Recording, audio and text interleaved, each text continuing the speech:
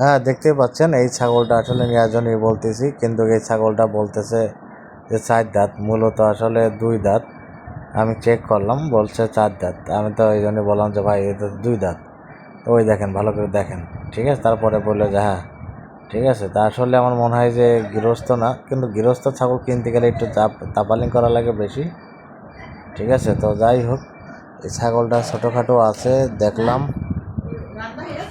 তো যাই হোক, এটা দাম দর করতেছি কি জন্য গৃহস্থের কাছ থেকে আসলে নিতে গেলে মন করে যে গৃহস্থ মন কাছে হয়তো কম চেয়ে পেলাম, বেশি পেলাম। তো যাই হোক, এটা দেখছি বাসায় একটা ছাগল আছে আর একটা ছোট নিতে হবে।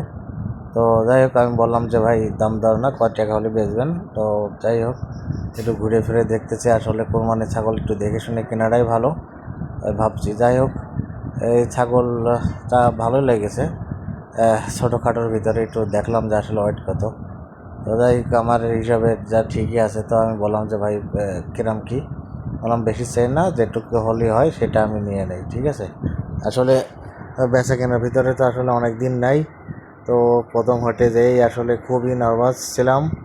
তো আমি বললাম যে ভাই যেটুক হলেই হয়, যেটুক না সেইটুকু হলেই আপনি নিতে পারেন, আর আমাকে নিয়ে আপনি ছাগলটা নিয়ে, আপনার ছাগলটা পছন্দ হয়েছে তো এই আর কি। তো কুরবানির ছাগলটা অবশ্যই তো আসলে একটু দেখে শুনে নেওয়া ভালো। আর তার মধ্যে এর মধ্যে আরও দেখতে পাচ্ছেন এর পাখাতে বাতাস দিচ্ছে, কী জন্য এর ছাগলগুলো একটু বড় এবং চর্বি জাতীয়। তো আসলে ওই সময়টা খুবই গরম পড়তেছিল। এই যে এটা একটা ছাগল, এটা অনেক বড় ছাগল, এখানে অনেক সারি সারি ছোট বড় অনেক ছাগলই আছে। আমি আসলে বাজারটাকে সম্পূর্ণ ঘুরে দেখলাম।